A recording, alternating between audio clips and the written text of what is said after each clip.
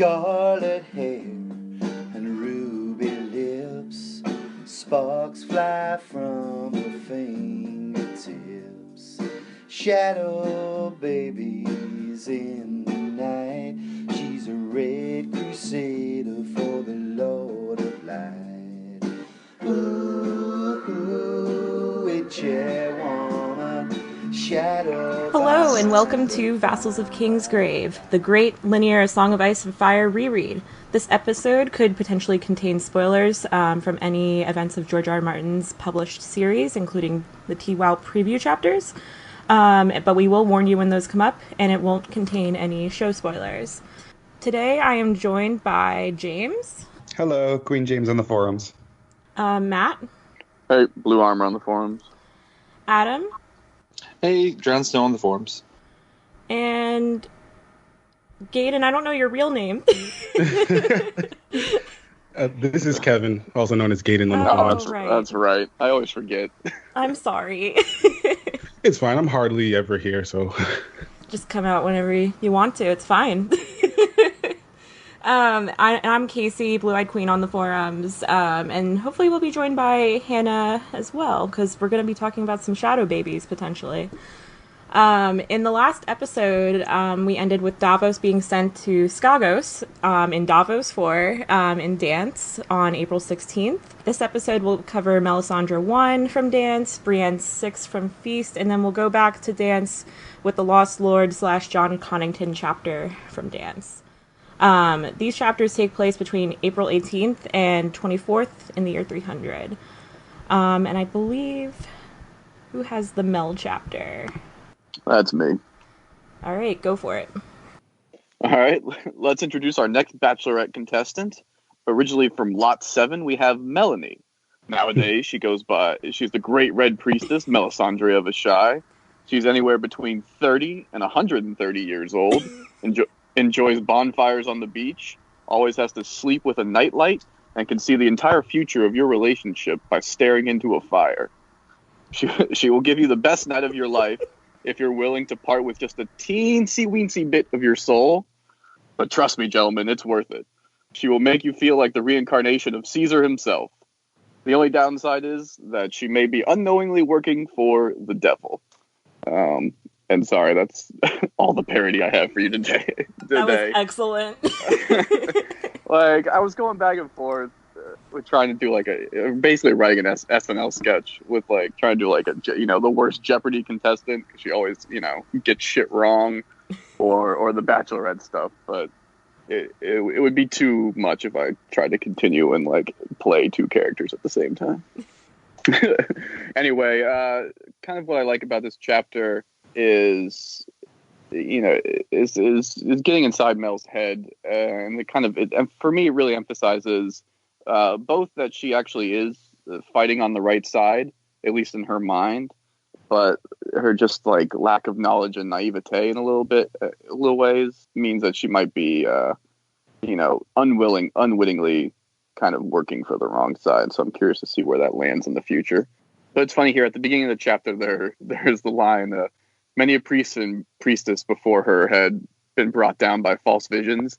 And she then proceeds to incorrectly interpret, 5 different visions, as we have, seeing Stannis as Azor Ahai, what the towers by the sea are, who the gray girl on the dying horse is, what are the allegiances of Blood Raven and Bran, and what Jon Snow's purpose is. And she even and then partway through, there's no one even in her order who had her skill at seeing secrets, the secrets half revealed and half concealed within the sacred flames. And I think Makora would beg to differ on that one. And so overall, she doesn't seem to fully realize kind of, the source of her magic, where it comes from and how similar, the two sides of the coin are between, what we consider the magic of R'hllor and the magic of Children of the Forest or the others. And this kind of quote is kind of terrifying to me, where such shadows as I bring forth here will be terrible, and no creature of the dark will stand before them. Where it just seems like she's kind of fighting fire with fire on that one, where she's, she thinks she's, using the magic on the side of good, but it might be coming from a place darker than she imagines. But she does show some, intelligence with her, how she used what she calls the trappings of power to, kind of make men fear her and respect her. And just kind of the other notes about the chapter are, we get the reveal of Mance's rattle shirt. The Weeper returns some of the Rangers Jon sent out. Dead, of course. Bowen Marsh is still a little shit. And some other stuff, interesting notes just about the use of glamour magic, and as well as she specifically notes, with her visions that, it might be possible, not all of them come to pass. It's possible to stave some off, else what would be the point of visions. And that's pretty much it for the recap. The more interesting stuff will be, discussing the various visions and theories that this chapter has sparked.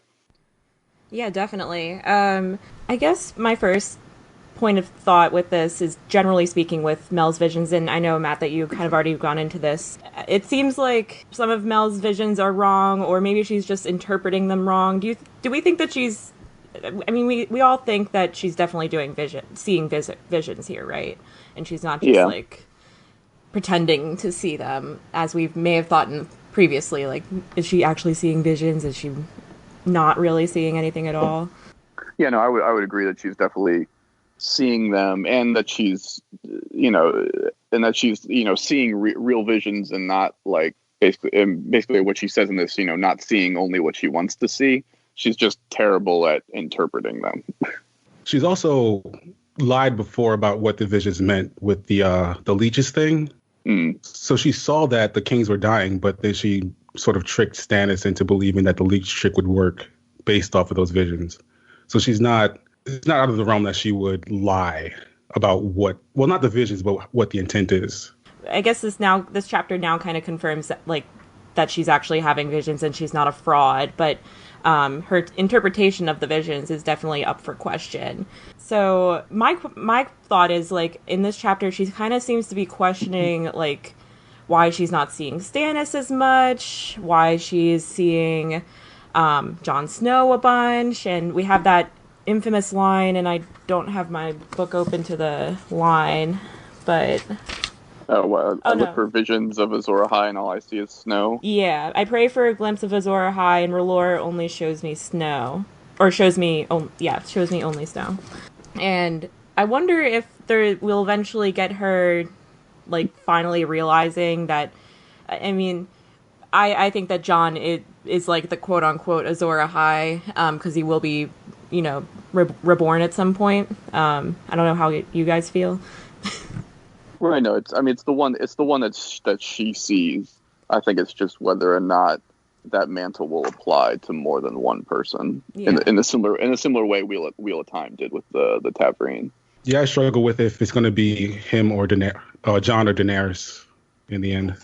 No, my only comment is just because there's so many, like, different versions of seemingly the same prophecy with, Prince Who Was Promised, Azor Ahai, Last Hero, all that stuff. It just, it figures that it might, apply to a group of people who, were able to defeat the others back in the day, rather than just one person. Yeah, I kind of think that the Prince That Was Promised / Three Heads of the Dragon theory kind of combine with this Azor Ahai theory that's in the books, where it might be, it might be two different stories or two different religions, whatever you want to call it. But I think that, like what Matt was saying, that they'll probably combine into one kind of weird, like, group. Yeah. I mean, and they happen so far back, it's so hard to really pin anything down. I feel like in the most literal sense, though, when you're deeply religious and you're asking for something like that, and this is the answer you're getting, it seems pretty obvious to me. It's like in the Brienne chapter that we're going to do later, she's like, she didn't understand why he was telling her all this. And it's like, are you freaking kidding me? You don't get what he's saying, really? He's saying that's the Hound, It's like, the passage in the Bible about Samuel and being called in the night. And then he keeps going to homeboy and is like, yeah, what's up? And dude's like, I didn't call you. And then finally on the third time, he's like, the next time the Lord calls you, why don't you answer him, okay? Like, you just pay attention, a little bit. So I feel like either way, she's kind of being obtuse about it. When she's had this belief for so long, like, I wonder what she was seeing previously when she wasn't at the wall and it was just her and Stannis. Like, was she, like, why is she so certain that Stannis is Azor Ahai? What did she see? Sometimes I think that maybe the fires are showing her the path to get to the prince that was promised. So maybe for a while it was showing her Stannis because he was going to lead her north to, the next step, maybe to Jon, who may lead her to the next person to get to the real prince that was promised. Yeah. That's brilliant. I like that. I like but that either way, too. I mean, she's being told to focus on him for whatever reason. So it's like sometimes you'd think that should just be enough. And when you're the one sitting there preaching to everyone about have faith and you don't just go with it, I feel like in this she gets like a little overly frustrated by it. Whereas I would feel like if I were that religious, I would just go with the flow. I think she probably, like I said in the beginning, she probably saw Stannis and maybe she just read so much into that and kind of just dug her claws into him and thought that he is going to be the prince that was promised. Now it's hard for her to see anything but Stannis, even though the visions are changing. It's kind of a bit self-fulfilling prophecy there, where she kind of made him into Azor Ahai, which is something I've always kind of like wondered, like if she knew that her visions weren't pointing to him being Azor Ahai, would he have any success in this War of the Five Kings, or non-success really, and then gone up north? Like maybe she had to make him into Azor Ahai for him and her to go north. She does note that her magic is, her powers are stronger at the wall, which I also find very interesting. And also interesting, again, kind of what Hannah was saying, why she won't trust herself as much with what she's seeing with Jon in these visions. Yeah, also, do we, this is like ripe for shocking lack of knowledge, I'm sure, but do we know who found who first? Is there some throwaway line that's like she appeared to Stannis, so she sought him out? I think she just showed up on Dragonstone one day or something. Yeah. I don't exactly remember, but I think she was just there. I think in the first book they said, I think it was Varys was talking to Illyrio and he was like, Stannis is bringing a Shadowbinder from Asai. Oh, so he sent for her. That's what it sounds like, because Selyse was the first convert on that island. Oh, see, okay. I want to know like who made first contact though, because that might support what you were saying. Like she's just got so much tunnel vision on him now. Like she's built him up so much in real life and in her mind that maybe she's pinned so many hopes and dreams on him. It's hard to switch gears. Yeah, I feel like she would have had to make first contact. There's no way he would know about her otherwise. Yeah, even if it's like some kind of indirect, like, right, go tell this person that Stannis might need me at some point. Yeah, or to do it through Selyse.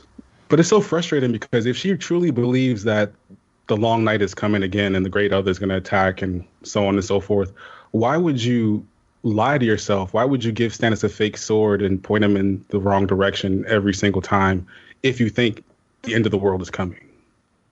I think she's just trying to get people lined up to help. Like, you know what I mean? So she's using him as a tool? Like, she truly knows he's not? Or? Well, I think she believes it, but she's also like, well, I've got to help this along. And, like, eventually he'll come to it on his own or whatever. But, you have to have an army. You have to have people. So she's just working that as fast as she can. I see what you're saying. Yeah, that's kind of like asking, why does a religious zealot do anything, though? You know what I mean? Like, we've got some pretty good real life examples, I feel like. Of this. That's true. But I mean, the other thing is, I think most people would say, like, you're not going to get anything by just sitting around and praying. Like, you have to go into action. So I wonder if she thinks that she's doing what R'hllor wants, or what she interprets R'hllor wants her to do. But I also wonder, like, if in turn that's just making, like, how much of this is, like, actually happening because of visions and how much of this is actually happening because she's making it happen. And And it's really, I mean, there's no really good answer to that with this chapter because we get the confirmation that she's actually seeing visions. But it's an interesting philosophical question to ponder on late at night. But yeah, you're right. Like, why does she give him a fake sword? But I always chalked it up to his, because she gets visions. Like, one time I got read by this medium, and it was right after my mom died, and like she knew some shit, and I never believed in anything like that before. And there was no like money exchange. I told this woman I couldn't pay her, you know. So she would have had to scroll through like years of Facebook feeds, and she wasn't a friend of mine on Facebook, just to fuck with me, which seemed extreme. So I started to believe it, you know, what she was saying. But, you know, she told me up front, she's like, don't respond. The less you respond, the more I get. Some of the stuff I'll say might be for you, it might be not for you, because it's hard to see. And so maybe that's what it is with Mel too. It's like, it's hard to see. It's kind of like a dream that you're trying to remember, and you kind of have it, but you don't. So she, you know, for all she knows, that the sword that Azor Ahai had was the same thing, right? So she has like this outline vision of Stannis or something that's pointing her in that direction. And to her, it probably doesn't seem like scamming if she's making some things happen. No, for a true believer, it never does. Yeah, true. You know, the one thing about the sword just might be she might not, you know, believe that the legend of the sword is real, like, and that it's not really a necessary. Yeah, or that the sword is thing. necessarily needed this time. She just needs the sword to get people. Right. know? Yeah. She's obviously It's like, just using it. yeah, we're just using it making for- a nice symbol. Yeah, for appearances, you know, her trappings of power line that she talks about in this chapter. Yeah. And it's also to create a big following, you know? Like, if a lot of people, like, if we just say, like, yeah, Stannis is Azor Ahai, woo, you have to believe us now, I don't think many people would be, like, you know, on board. But if you see him, like, grab this huge magical sword, like, you might be like, oh, well, maybe, yeah, let's follow this.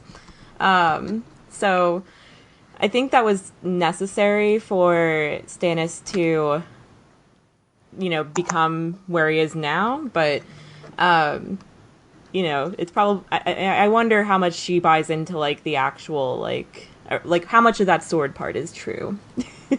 Another question that I had was about the Melanie Lot 7 stuff that she kept on remembering. Do we know what this is coming from? Because I'm wondering if it's maybe just like a memory from her past, maybe in a shy. What do you guys think? Yeah, no, That's what I think it is. Yeah, I have a she major specifically- tinfoil theory. Oh, we can get into that. She specifically says that she was a slave. that's what I was kind of thinking of. It was just like, you know, a weird kind of nickname, and it did sound a bit like, you know, pick this one person. Right. Well, I assume Melanie is her original name, and that she took on the name Melisandre, you know, after she advanced through the temple where she was at. Oh yeah, it's much more of a stage name, Melisandre. It sounds more exotic, and yeah. Right. Yeah. I mean, the same way, you know, like, you know, the Pope taking on a new name, for example, something like that. I never thought about that. I thought it was just like a nickname. No. And yeah, and I assume Lot 7 is just, you know, referring to when she was sold at auction. She said her tears were flame, which means she was tattooed at some point. Mm-hmm. I mean, she's probably still tattooed. She just hides it.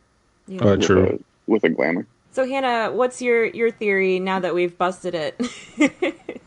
I don't know if I can say it here because it is informed a little bit by Fire and Blood. So Oh. might have to put a pin in it. How many people have read Fire and Blood yet, and how many people do not want to get spoiled? I'm not very far in it. I don't really care. I mean, it's all past history stuff. So Yeah, I have not read it, but I don't care.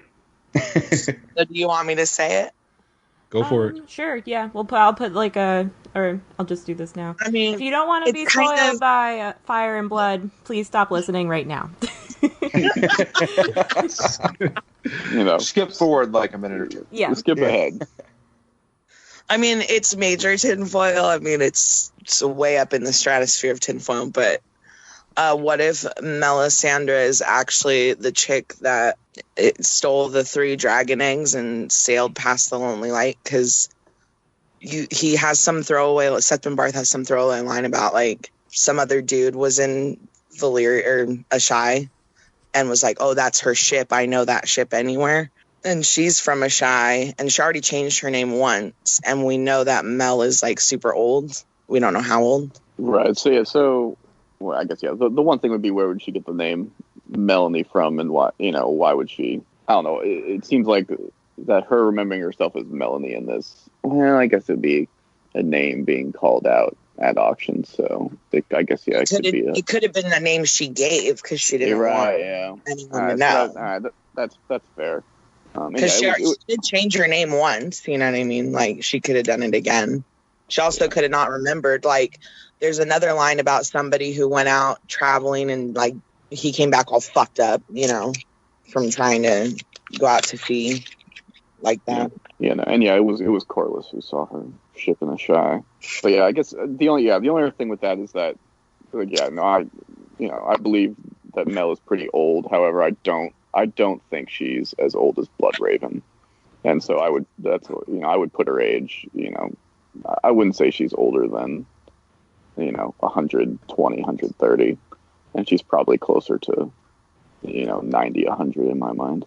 Maybe it'd be cute though. Yeah, I mean, stuff like that never matters. I just think it would be cool, intriguing. Mm-hmm. This chapter really made me want like a history of Asshai, because I feel like we're never going to go there in these books, and I really want to know, like, what people are like out there. What kind of visions are they seeing? What kind of drugs are they doing to see the visions? They have flying cars and computers. I believe George said in an interview that he's not going to Asshai, so I think that's technically debunked. But feel free to correct me if I'm wrong. I don't see how he could do it. I just don't see how he Wasn't he originally wanting to, and then he said, like, he decided not to? Yeah. Right, yeah. No, I think that was, when he originally wrote the west to go east thing, that he was intending her to go around the other way, but he got stuck in Murray. Right, yeah. Ran out of time, essentially. Because, it's both Asshai, and then, when we get to the Lost of Connington chapter, they're talking about Valyria and the Demon Road. Those are all places I want to see within the story itself, but I just don't feel like we'll ever really get enough information about it, and that's disappointing to me. So does anybody have anything else on this chapter before we go into the shadowbaby theory? I do have one thing. There is a part where they come to the 3 heads mounted outside the wall. And it's kind of a weird crackpot theory with fans, but, like, Jon rips one of the posts out, like, by himself, but the other Night's Watch brothers have to, like, dig through the ice to get them out. So there's this theory that Jon has super strength. So I was wondering, did you guys pick up on that? Of course, yeah. He just picked the one that was the most shallow.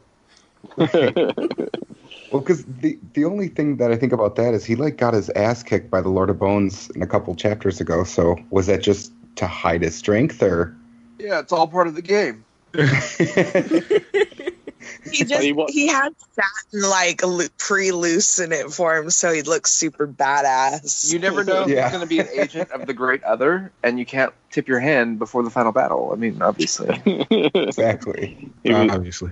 He wasn't angry during his fight against Mance. He got angry at this point, and that gave him the strength. What did he do? You wouldn't like Jon when he's angry. Yeah. He got bitten by a radioactive ice spider or something? I have to say, I did not pick up on this. That is odd, though. I didn't pick up on this, actually. I didn't think it was odd. I kind of noticed it when I was reading, but I didn't read too much into it and just kept going. I just thought it was weird that he was the only one that was able to pull it out. He's breaking all the rules. Also phrasing. Like, no, I don't think he has super strength or anything. I just wanted to bring it up. But yeah, it is interesting. Yeah, a fun little thing. Yeah. I guess, my only other comments are just, one quick thing of just kind of, it's interesting to see kind of how inhuman Mel is at this point, where, like, she doesn't require sleep or food. and back to Casey's comment where her spells are stronger at the wall, like even more powerful than they were in a shy, like was her quote, which is really fascinating and just, leads more into the all magic is connected type thing. Yeah, it makes me really wonder, like, what's making this so much more powerful, and what is it about a shy and the wall that make it so her powers are that much better? Yeah. One thing I'm really curious about in Winds is I'm assuming that for Jon's resurrection, we'll have a full chapter of Mel doing it through her POV. At least that's what I'm hoping for. And so what I'm really seeing is, what she's thinking of and how she's feeling, basically as she's performing the ritual, to kind of see whether or not, she has control over the magic, or the magic is more like controlling her in this instance, and kind of what is fueling that. That'd be very fascinating to see. So do we still think she's the most likely person to bring him back? I mean, right. I feel like, I don't know. I mean, I feel like his resurrection has to be different than, Beric or somebody. I don't know. Right, but I mean, someone has to be Would that be, though? a vessel for it. Maybe it's a different method. Yeah, well, because does she have any knowledge of that kind of thing that we know of? No, she's never done it, and it's possible that she's like aware of the text, the same stuff that Thoros would have been aware of. So she could end up doing the same thing, maybe accidentally, or maybe with some intent. I don't know, but I don't know.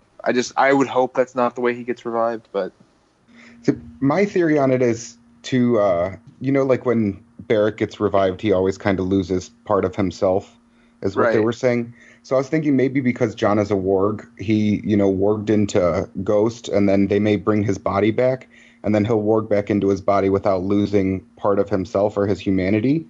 Right.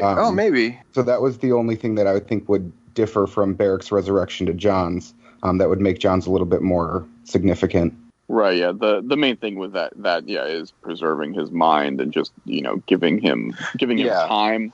Where because Beric, each time Beric was brought back, it was almost immediately, and when we see examples of it, lasting a while, as in Lady Stoneheart, which was like a week, and so your mind deteriorates pretty quickly in that sense. So Ghost would be just to maybe keep it's going to be like intact. An intentional contrast of like a kind of like a false hollow resurrection with them versus like Jon's actually being what was prophesied. I don't know. Yeah, or she's just better at the spell than the other ones are. Also, maybe she gets some help from Bloodraven and Bran, kind of guiding her through it. Dire wolves, yeah. Or so, not even across the wall. Maybe she just gets more power from being at the wall. Yeah, true. That lends to the strength of it. Fair enough. That was one thing that I wanted to ask about, because it seems like she is more like fire magic, and the wall has ice magic. So I just wonder why she is able to pull more power, or is more powerful at the wall when it's not necessarily the type of magic that she uses. I don't know. I would think that it would almost dull her powers rather than make them stronger. Maybe it's the same thing. That's supposing that it's a different type of magic, just because there's like a different kind of element involved.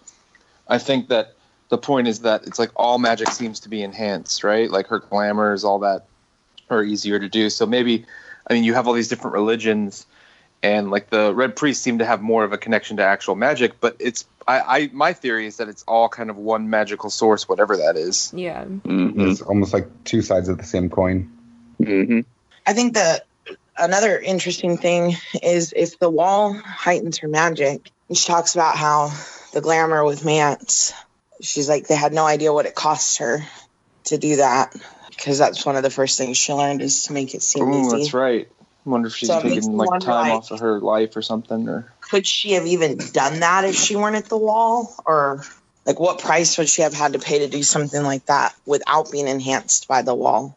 I saw that more as she had to give some of her life away, but she gets that back. Like she can get that back later. Because that's the whole point with the fact that she's that old. The reason she's that old and still alive is because she clearly sucks the life force out of other people. Well, yeah, no, I mean, like, I always look at it as just it depletes you for a while, probably, right? But Yeah.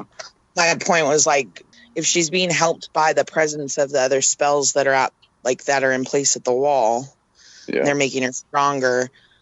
Because it seems like that would be a pretty hard one to do, right? Like, make a dude look completely like another dude. Yeah. Because when he comes out of it, like, they say his body even changes. I mean, that's a big one. Yeah. Well, the only thing that I was thinking is it seemed like a lot of her magic has to do with, like, a blood sacrifice or burning someone. And so while the Lord of Bones was burning, she said that, you know, the ruby that she had was kind of burning her skin. And by the time Jon finally killed him, it offered some sort of relief. So maybe that was charging up that ruby or that power. And then she gave that to Mance to use that as like a power cell, I guess, for the magic. I always thought that was such a hypocritical moment because she loves fire, she loves burning people, and then when she finally gets burnt herself, she can't take it. Yeah, I was thinking got too much. Yeah, like I thought R'hllor would offer her some sort of fire immunity. Well, she does have it. It's just that was a different type. Like, I mean, I think that was, I guess, yeah, I think that was a case of, you know, an example of the magic being too much for, you know, one mortal person to handle.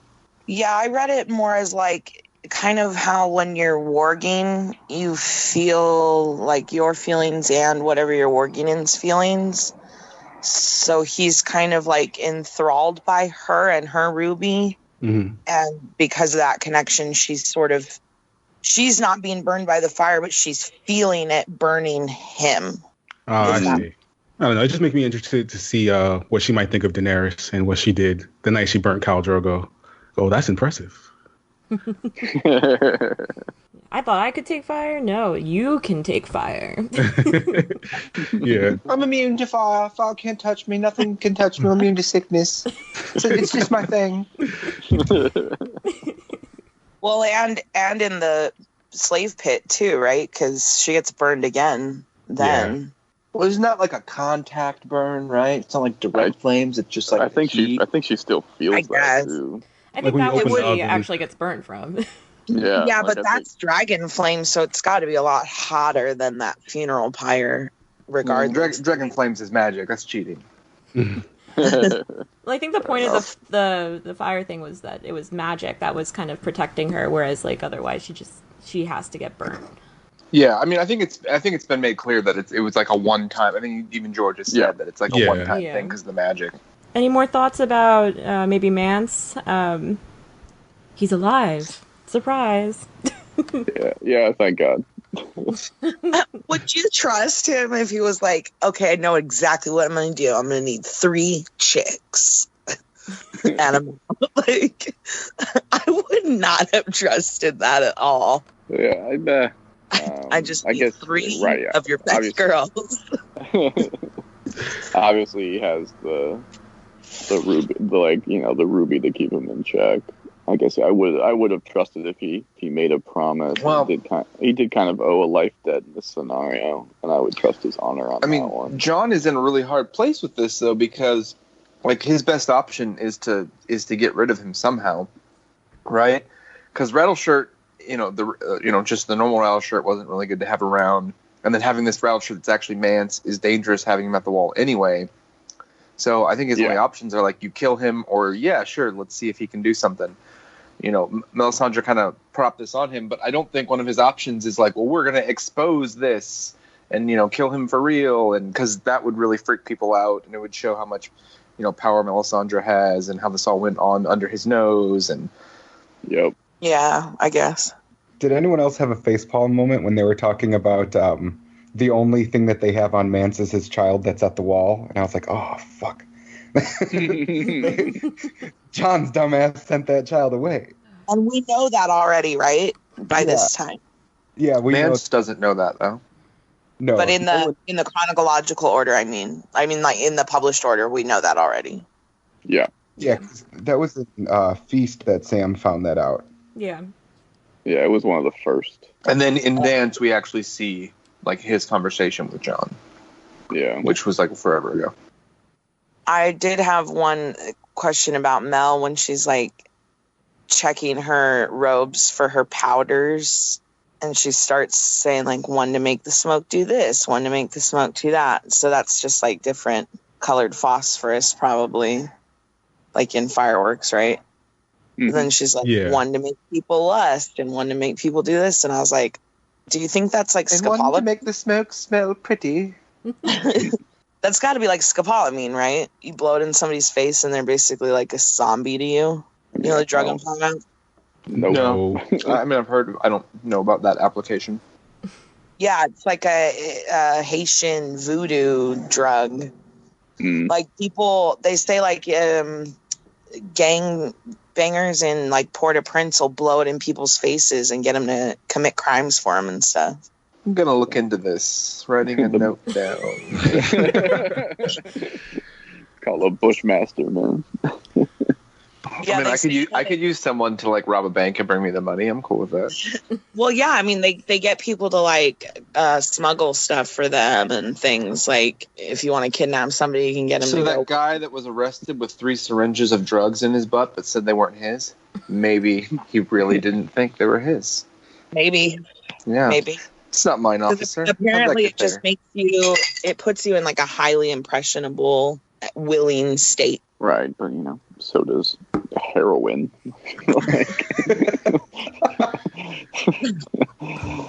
I mean, it's the same. It's the same concept. Human traffickers use. You've seriously never heard of that before? Nope. No, I mean not specifically that thing. Oh.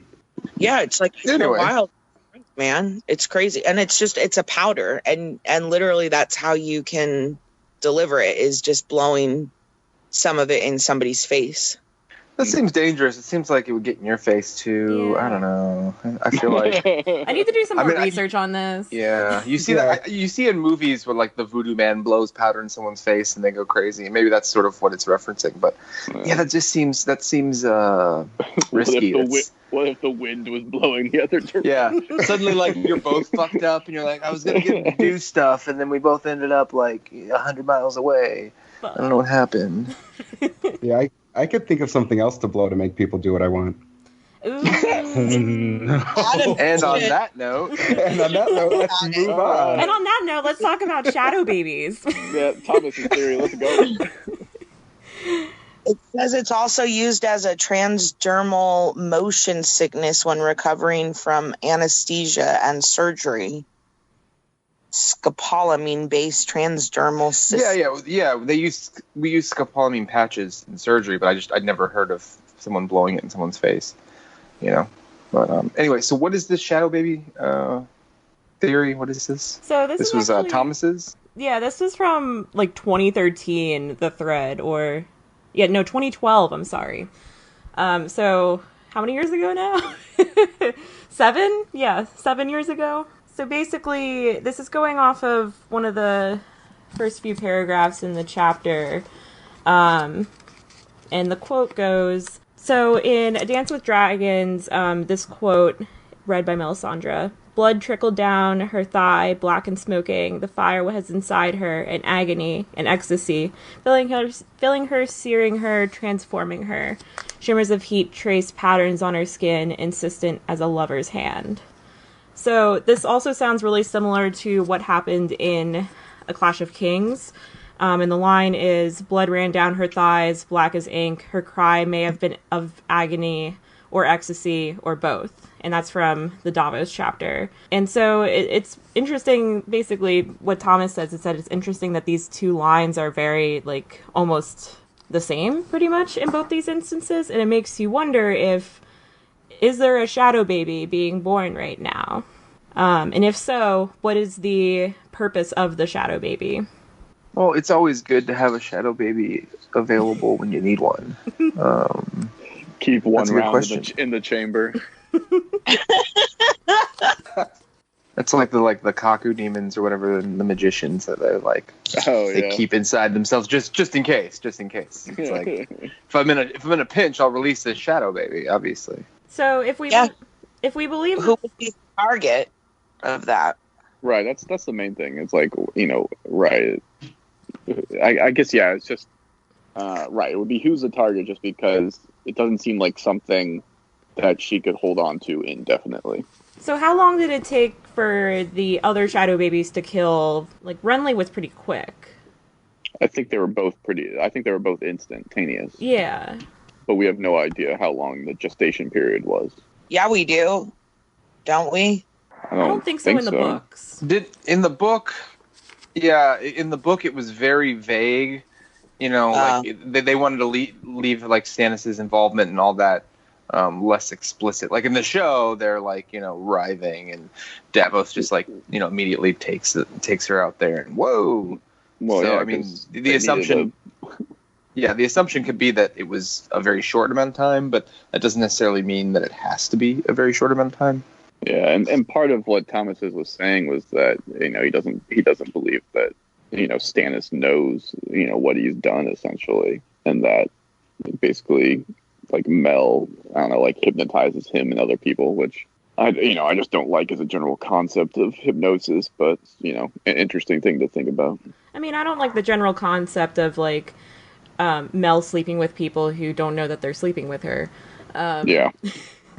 But that's my main problem with the theory, where I've never thought that Stannis didn't know that he was sleeping with her, but he lies to himself a lot about what's going on, and he seems to remember things in kind of a haze. So like when he thinks about Renly, he legitimately is like, well, no, I didn't kill my brother, and then he's sort of like, well, you know, I think he kind of realizes what he did and doesn't realize what he did, is what it seems like.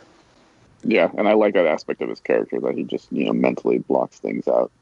It must be like if you wish ill upon someone and then ill befalls them, you feel guilty and you don't want to admit that you wished ill upon them. It doesn't, I mean, in real life, it doesn't mean that one caused the other, but, you know, it's probably certainly something you are ashamed of and would want to take back if you can. So he must look at it the same way, like it's necessary. It is his birthright, you know, but man by rights. But none is so hated as the kinslayer, you know.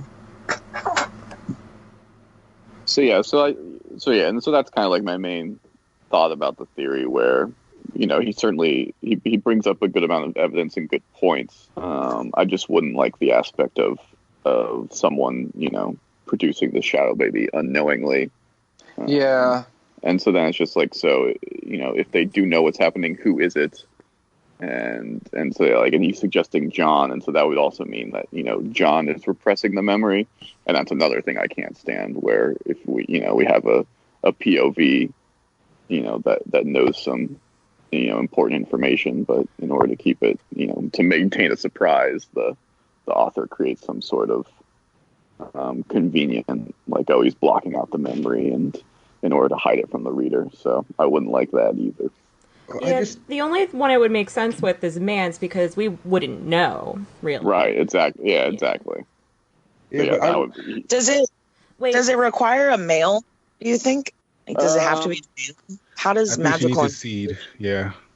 It seems like the seed is kind of an important part of it. But I mean, in reality, what that represents is she's, you know, sucking out their life force. So I suppose that could be done through a woman as well. We just don't exactly know the logistics of it, if that were the case. So I always thought that I really subscribed to the theory with Stannis, where he basically, like, I don't know if he necessarily has, like, you know, sex with her, or if she is taking some of him from him to make these shadow babies, because it always seemed like afterwards that Stannis seems to be very, like, more older than normal in some ways, like, just in both appearance and, like, how he's acting. So I don't necessarily think that it has to be sex. Right. I just assume, so I assumed it was both. Like, that was her method of taking stuff from him. Yeah. And that's why, you know, we get the line in this chapter that her bed hadn't seen much use since Stannis had left. So that's, you know, that's kind of a big, you know, argument in favor of it. Yeah. Yeah, and then the reason why I kind of think that if there is a shadow baby, Jon has something to do with it is because at the end of his chapter, she kind of shows up to him looking like Ygritte, and he's even kind of taken back by that. And I don't know, I just think that maybe she used a glamour to seduce him. Right, yeah, that's the point that Thomas makes. It's just, yeah, that would annoy me if that, happened off screen and, the author and George is hiding it from us just for pure surprise sake. With the Ygritte thing, like her glamour makes people see what they want to see. So if he sees a beautiful redheaded woman, of course he's going to think of his first love. So maybe it's not she's showing him Ygritte, he just wants to see Ygritte. Mm-hmm. And I doubt she could hold it for the entirety of the sex. If that's how, if she seduced him using a glamour, I doubt she could hold that glamour for the entirety of the session. So could it have just been though that she did something with Stannis and it's more of like a miscarry shadow baby, like a miscarriage? Right, yeah, that would, well, I mean, not necessarily the miscarriage part, but that would, if it were true, that would be my guess as to who the father was it was just an old holdover from Stannis, which is, why it would be important to know, how long the gestation period is, how long she can hold it before it has to be released. And we don't know enough about that to really make an accurate guess. I do want, so when I read this, I kind of felt more that it was like she was looking into the flames when this was happening. So I was kind of thinking it was more of like a reaction to magic or some kind of period magic is going on here, but like yeah, well, it's a source of blood. Period. So. Adam, what happens every month to women of... You mean like Victorian era period? Welcome to I believe you referred to her moon's blood, madam. Welcome to Period Cast 2.0. Darker and redder. Yeah, that would be interesting because, it is a source of blood. And that was also kind of, I was thinking along the same lines when I was, reading the chapter in full where putting that quote into context is that, that she's looking into the flames, when she feels this. So, yeah, I was also kind of the opinion that it might just be something she feels when focusing on the flames and on magic. So, yeah, the only way that I can see this, being of importance is if it comes back into play maybe when we were talking about earlier with her potentially resurrecting Jon. I wonder what she'll have to give in order to revive him like that. Ooh, that's something I hadn't considered. Yeah, a life. Will she have to do kind of a life for a life in this scenario? Yeah. But it won't be her life because she's needed. Oh, for sure. Well, maybe she'll, if we all agree with the theory that she's older than she appears, then maybe she won't have any magic left to keep herself looking good or younger. Maybe she can't sustain the glow. How much energy do you think she puts into that? You know what I mean? I bet a lot because I wonder if maybe she focused on her magic more than making sure that her appearances were up to standard. If she would see more. She's like, well, I could stop the Great Other all by myself if I wanted to age and die in a week. Jeez. Yeah. Right, yeah. She could just go niffing on it, the example from the magicians. All right, does anybody have anything else on this Mel chapter before going on?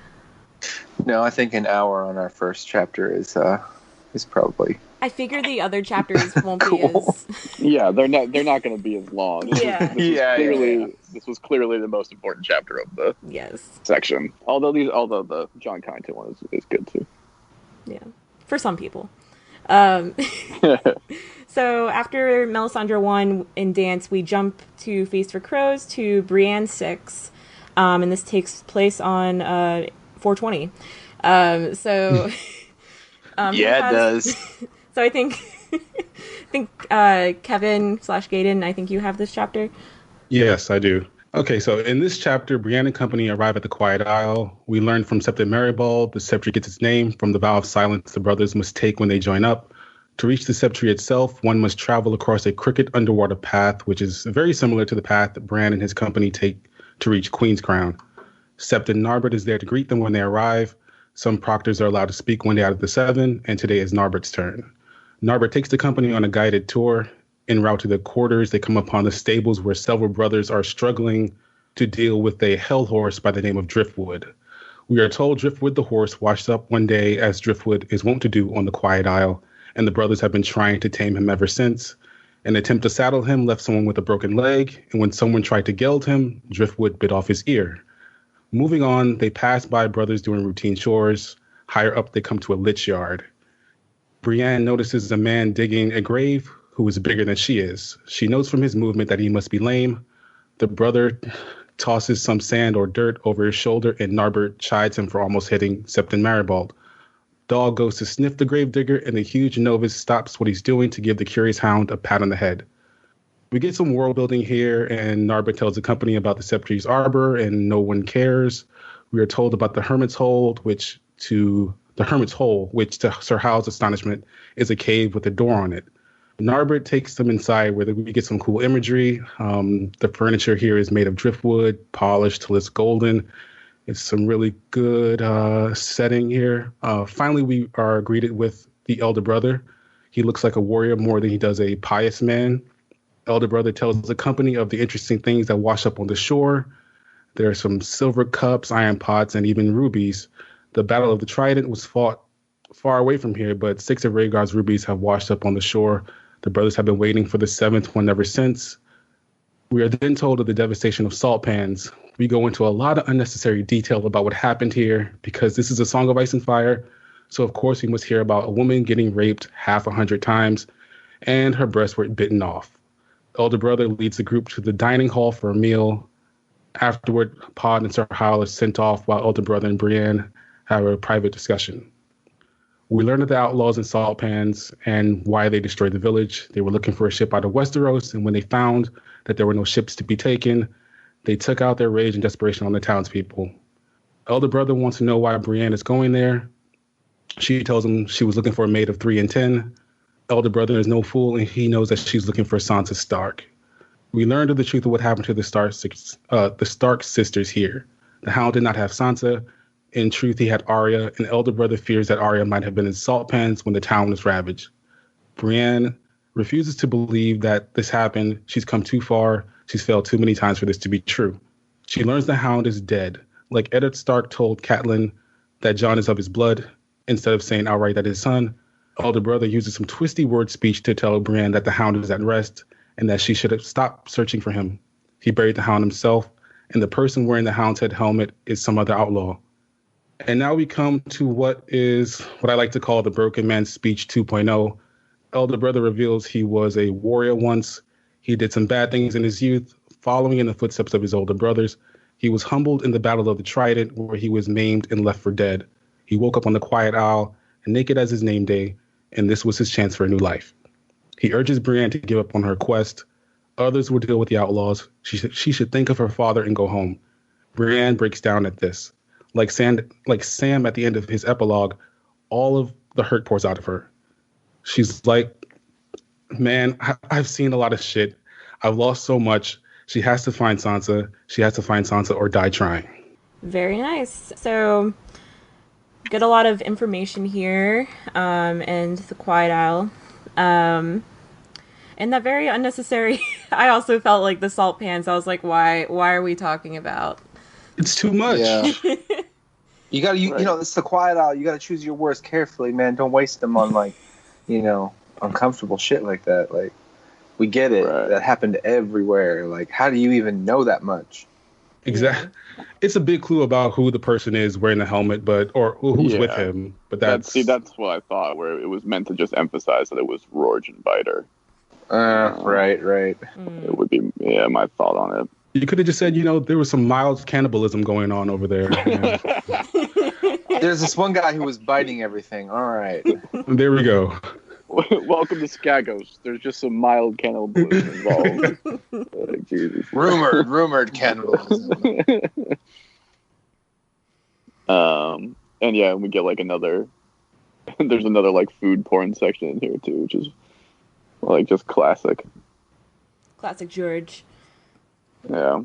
But yeah, like kind of at the end there, that was honestly, But still no potatoes. Potatoes don't grow in Westeros. Just because we all know who the gravedigger is, but the one line I kind of noted upon this on this reread is a true knight is sworn to protect those who are weaker than himself or die in the attempt, and this was like the first time where I read this chapter and kind of realized like, oh, Brienne might really die at the end of this story. Yeah, it feels like I felt like I pitied her a bit in this chapter just because of, these both Feast and Dance, Dance ends on some kind of cliffhanger, but Feast is kind of just like, okay, all these people are wandering around, that's cool. And with Brienne, it's like, I will find her eventually at some point. I'm just like, it's so frustrating because we as readers also kind of know that they're not in like her path, or even if they were found, right, they aren't gonna give up themselves at this point because Sansa's Elaine and Arya is trying to forget who she was. So it's with Brienne, it's sort of like she's like, well, Westeros isn't that big. I'll just find them. It's like, oh man, you need a bit more of a plan. Like, I don't know. And she doesn't actually travel that far over the course of. She's like, well, they must be in this area. Where else would they be? Yeah. I feel like the Riverlands is some sort of weird Bermuda Triangle. Anyone trying to get anywhere can't actually get anywhere. You just walk in circles. Like, it's terrible. It's bigger on the inside, I think, the Riverlands. Yeah, right. Yeah, I was looking at like where the Quiet Isle was on a map, and I was like, "Oh, it's only there." Okay. Yeah, exactly. Yeah, you don't realize like how little, until you look at the map, you realize just how little she's actually traveled. Yeah, it's just due north of King's Landing, really. Yeah, traveling is hard with all that armor, Yeah, it's still almost. How much has she traveled in her life before this, though? Like, she didn't really live on the road, did she? I mean, with her adventures with Jaime and stuff, that was mostly it. So she doesn't really understand a lot, probably, about traveling in general, but even just the size of the kingdom and all that. Yeah. It seems like she mostly stayed towards home, before the story starts. Right. I mean, the journey with Kat was pretty long, from the Reach all the way up to River Run. Oh, that's true. I just always get frustrated by her. She's like, I'm looking for a high-born girl of 3 and 10. And everyone's like, oh yeah, Sansa Stark? No, we haven't seen her. No, not Sansa Stark. Dang it. No. I gotta figure out a different way to do this. Because she gotta change her hair color, which she has, right? Like, she should be looking not for Sansa Stark, but she should be like, well, I'm looking, has anyone seen Tyrion? Has anyone, she should be looking for stuff that maybe people are more willing to give information on, or that maybe are more likely to have seen, go to, like, she never goes to the Eyrie for some reason, like, Yeah. She definitely should be more like, I'm looking for a girl who may or may not be in a kidnapping situation or on the run. Has anyone seen that? And then she's highborn and she's, like all this stuff. You're like, well, just like describe who you're looking for. Like, I don't know. She's like, she looks exactly like Sansa Stark, but she's not. The most infamous person that's disappeared in like the last, forever. Yeah. That's who I'm looking for, just like everyone else is. And they're not hiding it. Like, okay, Pod, we're going to be subtle about this. Do you feel like by being shady and by trying to like conceal what she's doing, she like creates more negative attention? Because if she was just like, well, I'm searching for Sansa, they'd be like, oh, good luck. She's like, I'm searching for someone totally not Sansa. And then like she gets these people, following her, and I don't know. Yeah, maybe it would have happened either way. Right, yeah. I honestly think it would just depend on like how she presented it and, what the people's feelings were towards the crown. I think it probably would have worked better to be upfront about searching for Sansa. It would just be kind of about presenting like that I'm out to help her. I'm not trying to like hunt her down and put her in jail or anything like that. Just because I don't think. Well, I mean, but some of the people she meets would want her hunted down and put in right. jail, Yeah. right? Exactly. So yeah, I would think. So it depends on she'd have to. Yeah. She'd have to seal the room. Yeah.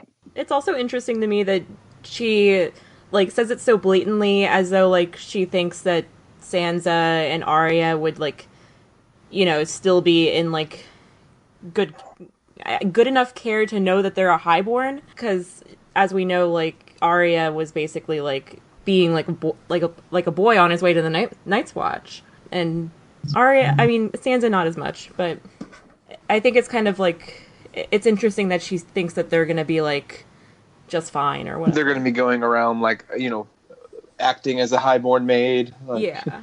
I'm Sansa Stark. Everybody just walking through the area. Yeah. Right.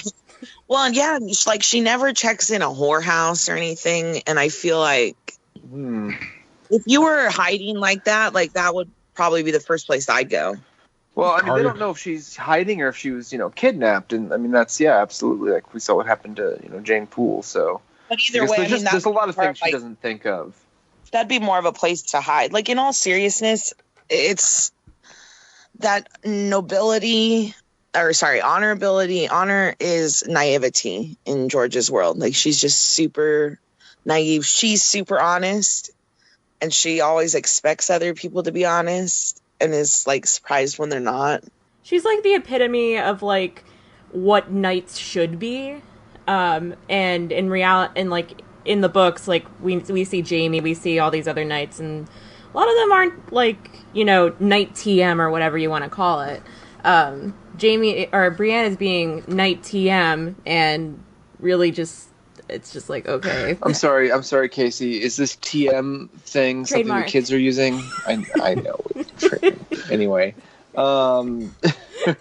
so I feel like her and Pod are kind of adorable, and they're a great pair, I think, in a lot of ways. But they also probably needed someone else with them who's maybe a little more shrewd. I don't know who that would be that you could still trust, but she doesn't trust Hal Hunt, but he's like not a true knight. He's cunning. He lies. He knows how to beguile people. She needs someone like that with her to do all that stuff because she just can't do it. Oh yeah, like Bronn. Bronn could have come, but he's busy. Yeah, Bronn the books is not the greatest person.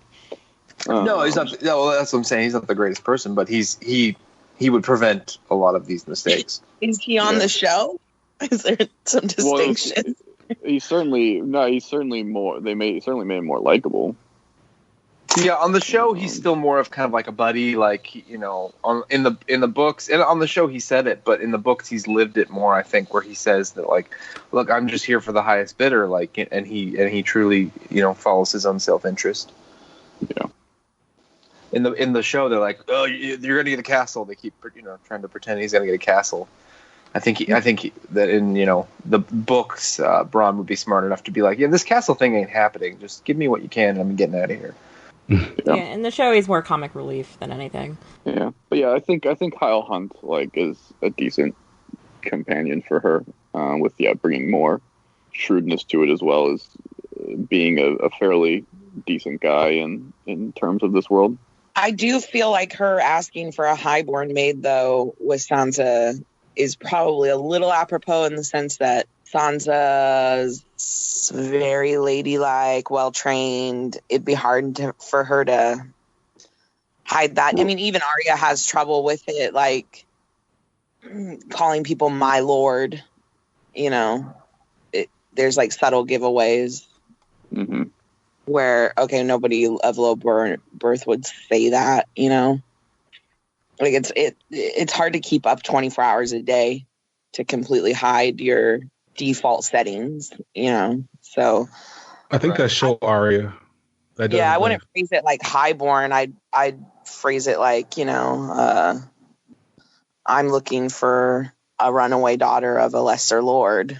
Has anyone seen anyone? She's like a Tully vassal lord's daughter or something. You know what I mean? Like.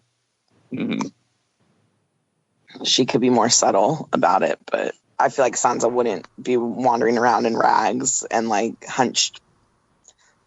She'd have all the proper like postures and things that would give her away. Maybe, Because we know from other highborns when they're traveling across Westeros, they like shave their hair, they color their hair, they pretend they're boys or they pretend they're girls. They switch identities with their cousin, like what Marcella did.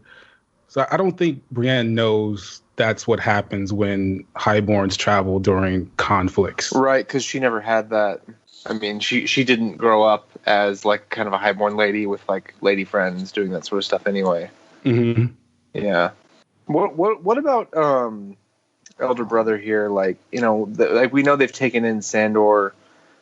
You think he just doesn't trust Brienne, or he's just, you know, does he think the Hound's going to stay there forever, or he just needs more time, or what do you think his end game is with that? Like, or is it just what it appears to be? He took in a man, and you know, who's kind of trying to change, and that's the end of that. Well, I think Well, he tells her that straight to her face. He tells her, he's like, and I died that day on the battlefield. Oh, by the way, that horse in there belongs to the Hound. Like, I mean, and then she's an idiot, and she's like, I'm not sure why he's telling me all this. Like, hello.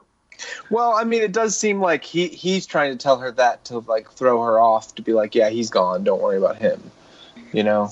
Like, and here's proof: I have his horse. I think it's implicit what he's saying is that that's the Hound, but the Hound is dead, and this is a different man. Right, and like symbolism. The Hound is quote unquote dead. Yeah, he's a different man now. And but it's not obvious, I think, to the characters in that conversation. I don't think it's supposed to be. I get it. Especially on this rereading, I thought it was like completely.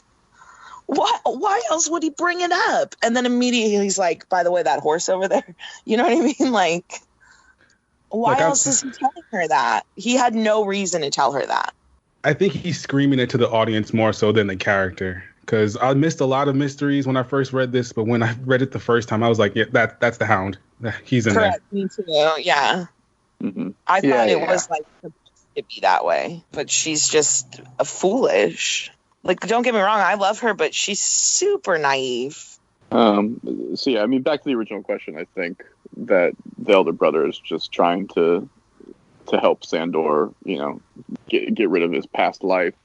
And the fact that, you know, if he ever were to reveal his identity, someone would come hunting Sandor, and then Sandor would, you know, inevitably have to kill that person and be drawn back into a life of violence. So I think that's the elder brother's main motivation in keeping him a secret.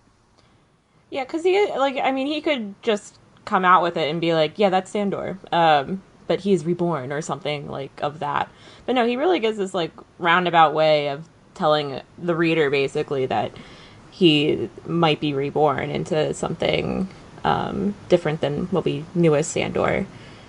So do we think that Sandor Clegane is actually like, is this his endgame, or do we think that there's something more for him later on? And is that why I still believe in Clegane Bowl. Clegane Bowl, yeah. I still believe in that. That's right. Clegane Bowl 2020.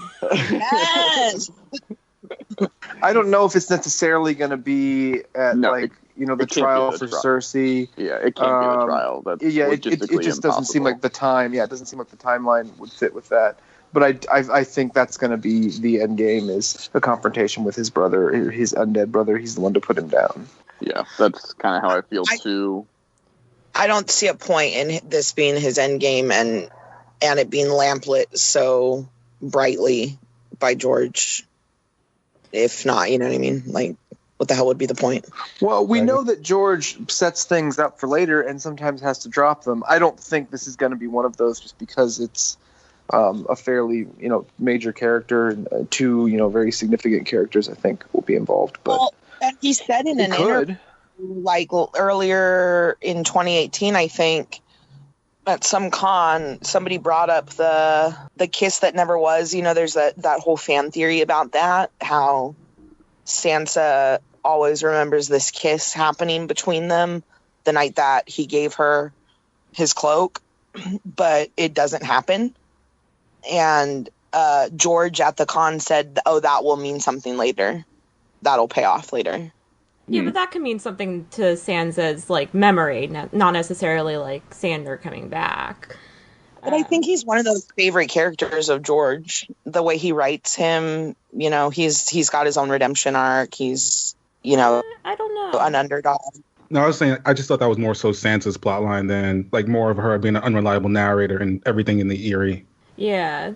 So I'm still kind of the mindset that I know I've said this theory before in previous podcasts, but I'm still of the mindset that this is Sandor's endgame, but I also think that this also might be, like, the Quiet Isle might be Sansa's endgame at some point. Because I think that there has to be a way where Sansa and Sandor end up together. But I think that Sansa will be so broken by the end that she'll just want to be, like, with her religion, and, you know, religion is very important to her throughout the books, and I think that... You think she'll become a Silent Sister? I think that they'll end up together at some point. I don't know if she'll become a Silent Sister, but... Do you mean together as in, like, romantically, or just, like, a, you know, kind of a partnership? I mean, maybe romantically, but I don't think sexually, if that makes any sense. Fair enough. I'd be okay if he, like, ends up becoming kind of like her man, not like, you know, just like her bodyguard sort of thing. Yeah, I've never been a Sansa fan, but... Yeah, well, yeah, It's I'm definitely kind of like problematic. Right, I'm a Sansan fan, but, like, only in the sense that, yeah, he's essentially her sworn shield. I just want them to see. I like that a lot better than Stan. Oh, yeah. Right, yeah, that's a dumb... That's another podcast. I can't stand Mind by rights.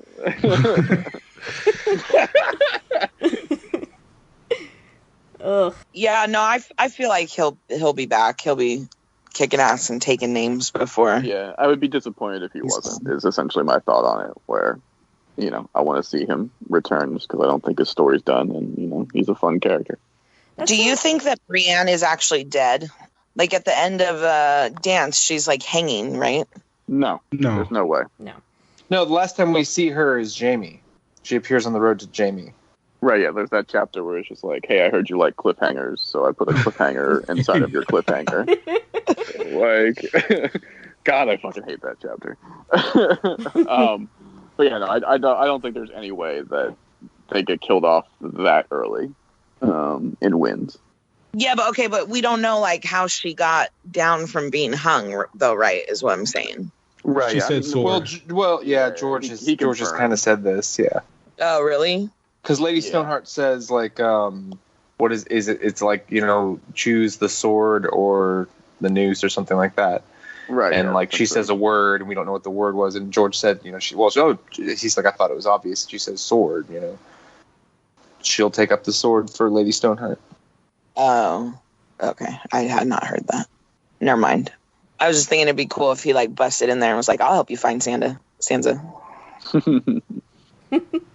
Yeah, I don't know. I don't need Sandor to come back for me to, like, feel like the story has been fulfilled.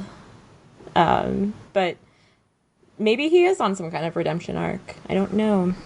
Do we have anything more on this chapter, or should we move on to our last chapter? Oh, just that in this chapter, she has the memory of biting Homeboy's face. And it dawned on me, I was like, oh, I wonder if that's foreshadowing for her or not. If, like, when George wrote it, he knew that was going to happen to her. A face for a face. Mm-hmm. It doesn't matter either way, but... Yeah.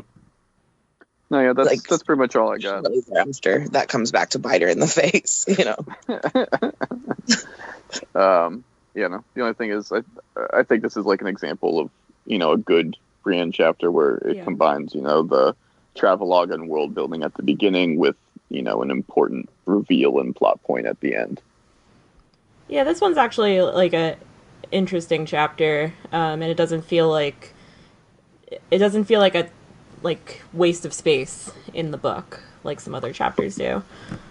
Yeah.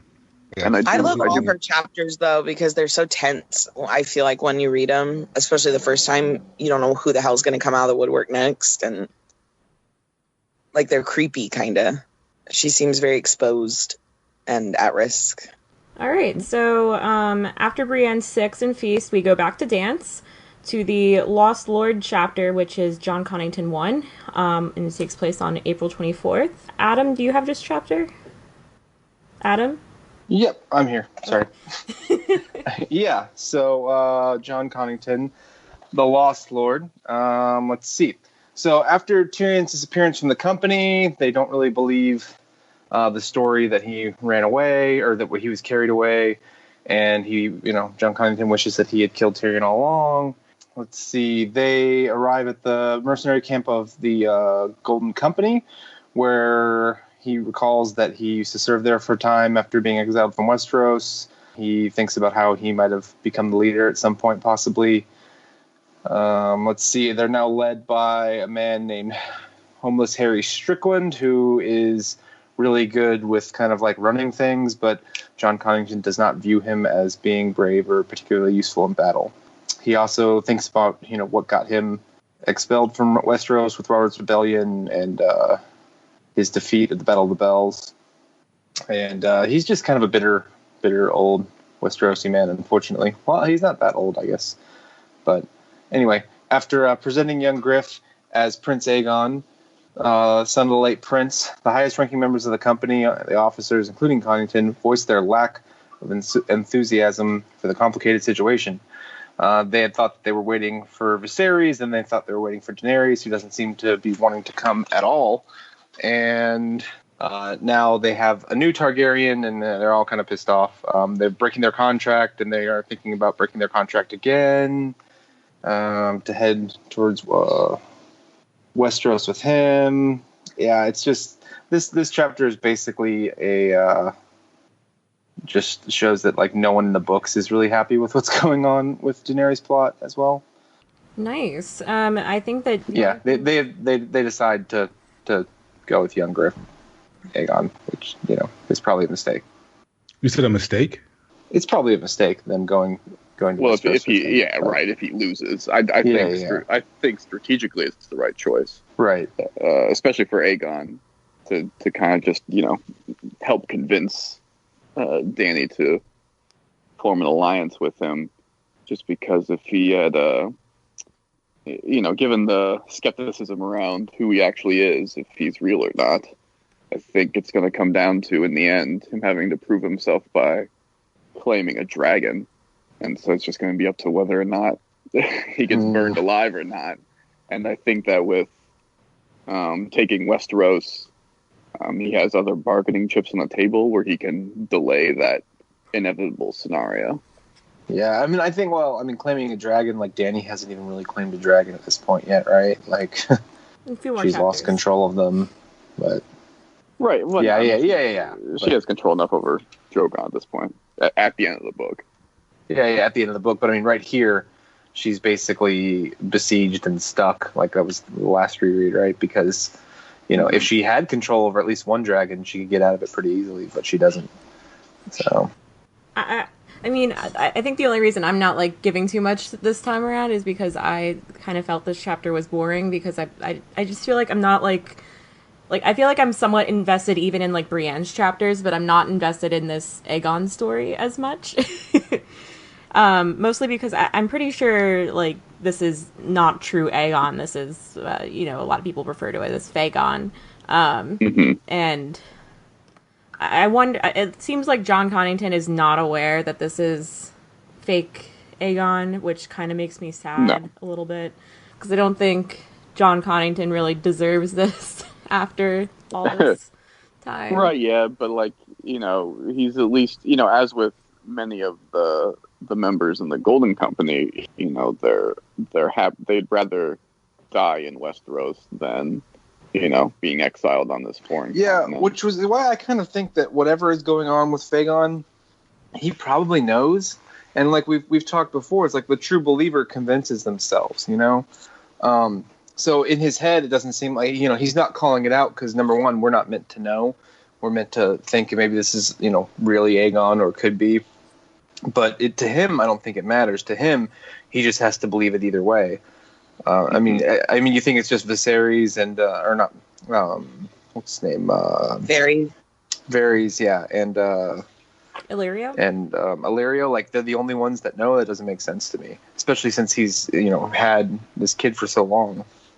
So, Jacques told me something crazy about this last night and totally blew my fucking brain out. He was like, what if Septa Lemore is Elia Martell? And I love that. I'm totally on it now. Yeah, I've heard that one. I've never heard that before. I've never heard that one either. And I love it. Right. Because it struck me in this chapter where he refers to her as Lady Lemore. Like, yeah. I think it's a slip of the tongue towards the end. He goes to fetch her, And Tyrion was always like, yeah, homegirls, got to be right. so like somebody, I agree, and I think she's probably a former highborn lady, but there's a lot of possibilities in that category. So we're talking about Aegon's mother. Yeah, right. I mean, that too. Because I think the most plausible identity for Lemore is a descendant along the female Blackfire line. Yeah. Yeah. Yeah, and I mean, because that would be consistent with the theory, that Aegon is just a Blackfire. Right. But Aegon clearly doesn't know he's anything else. No, of course not. You can't trust the kid with that.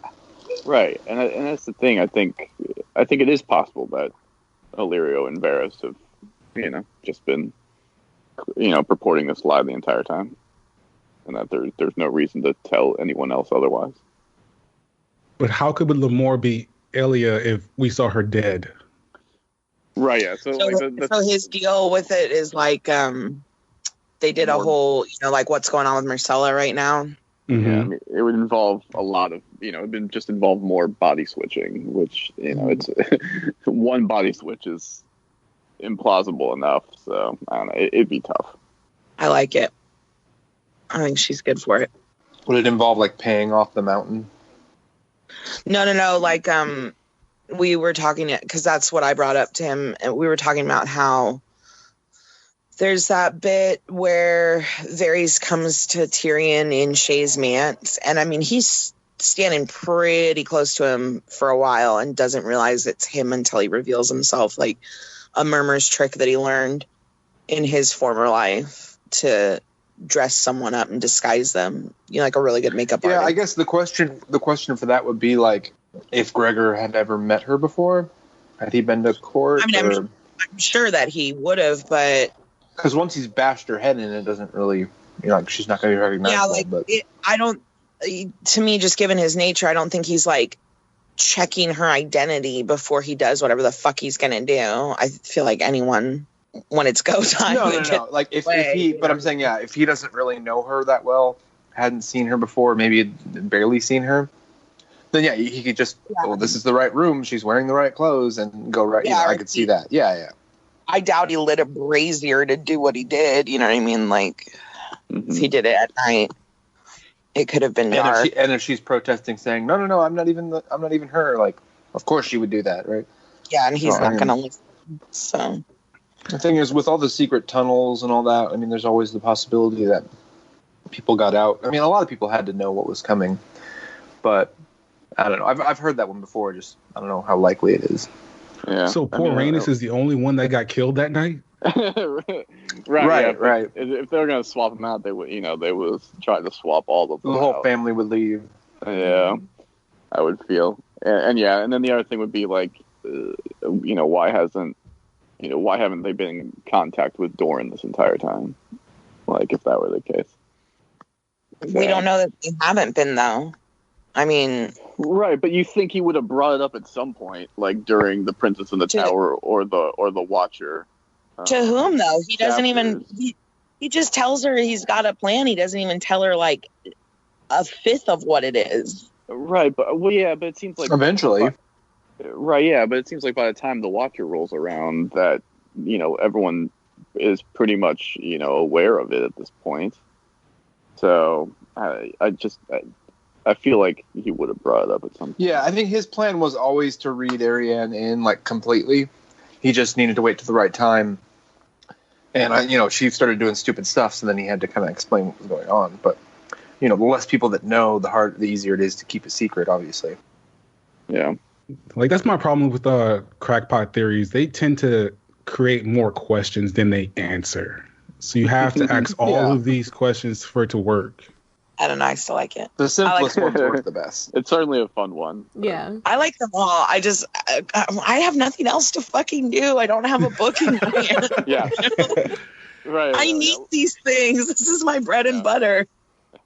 Yeah, let's be clear. Yeah, we're not trying to shoot you down, Hannah. It's just what do you guys think about all of the former commanders of the Golden Company having their skulls boiled and gold plated so they can be, carried to Westeros?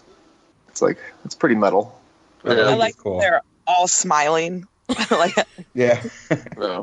Yeah, and that's mainly like why I like this chapter, just because we get the history of the Golden Company, and so like as I'm reading this, on Wiki of Ice and Fire, just doing all the research to see what all is out there, and so that's the type of stuff that interests me. And while I agree with Casey that I think Aegon's storyline is going to end in fiery failure. We at least get to see, an invasion of Westeros, before that comes to pass. And as we've been waiting for Dany to invade, some more action, forever, this is a good holdover, and just to see some battles and some interesting military tactics, and it should be fun, especially, I hope to Christ that he doesn't leave out the taking of Storm's End. That's going to be a fascinating chapter. So we'll see. And then kind of in my research, one thing I found out is during the War of the Ninepenny Kings, which is when Malus was killed. That's the first instance where Steffon Baratheon, Tywin Lannister, and Aerys the Mad King all became, that's where they kind of met and became the three best friends that anyone could have. That's kind of what started the whole reign of who became kind of Aerys's main companions and counselors.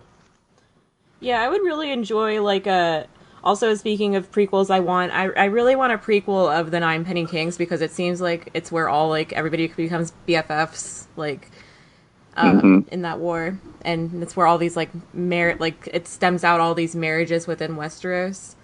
It's fascinating. And two important people died. Where Osmond Baratheon died, which gave Steffon control over Storm's End, and Jason Lannister died too, which was kind of a big loss as well. So it's definitely interesting stuff, as well as a tough and bloody war, just because fighting on the Stepstones is not easy. So also in this chapter we get we realize that Jon Connington has Greyscale. Dun, dun, dun. Oops. So how quickly do we think he'll die? No quicker than he need be. Yeah, exactly. Where he muses at the end, it could have 1 year, 2 years, there's gonna be 5 years. There's gonna be some climactic battle, and he's gonna have his sword in hand. The Greyscale. He'll drop his sword at the right moment. You remember that episode of Futurama where he wakes up the guy from the 80s who has the bonitis? And he's it's one of the early episodes of Futurama. It's some 80s businessman. He wakes him up and he starts taking over all these companies and stuff, and then he's in the middle of kind of ruining things, and then he starts dying. He's like, I forgot to get my bonitis cured. I was too busy being an 80s guy. I feel like that's going to be Connington. It's at the right moment, or wrong moment for him. Just going to be oh no, the Greyscale's got me. I was just always more concerned with how many people he's going to infect along the way. That's pretty shady. Greyscale is the scariest venereal disease in Westeros.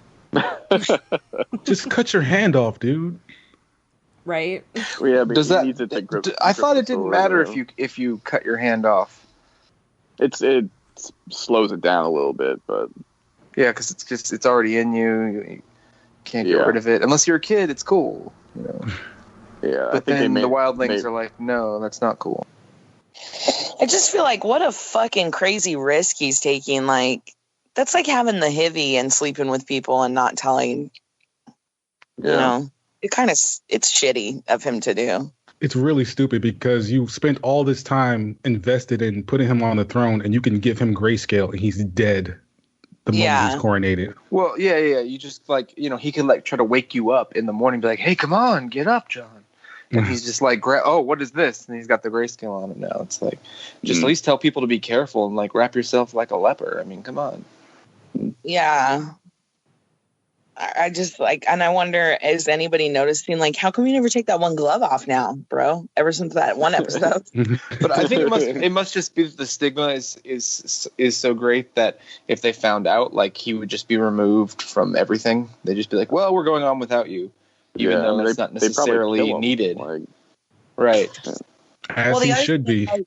So he's wearing the Burn glove, him. right? So that it doesn't show his hand. But how long after that incident on the river did he start showing the symptoms? Was he wearing the glove for protection the entire time? The other people could be infected already and not know it. Yep. Yeah, what's the gestation period on this grayscale? Well, I almost took it to be like he wouldn't be contagious until he started having the scales and stuff. So maybe it was until, you know, the finger went. That's when he can, you know, be contagious and give it. Who knows? I mean, he'll last as long. But he could weaponize The it, though. story He could go to needs meet him with to. Daenerys and get real close and be like, so come with us. I'm giving you this grayscale. Quick! No, grab my strong hand. Wouldn't it be dragon scale, though? It just makes her stronger. Right? Well, she's a Targaryen. She can't That's right, get she's any immune. disease. She's immune to That's everything, right. yeah. It's a bit- Yeah. It's like, go ahead, try it. Touch me with your grayscale hand. Here, I'll touch you and you'll be cured. It's cool. It's cool. It's how it works. I feel like you need to put in that song. What doesn't kill you makes you stronger. And then we'll No, have it's like copyright. Daenerys. She sees the grayscale and she's like, "Here, hold my wildfire."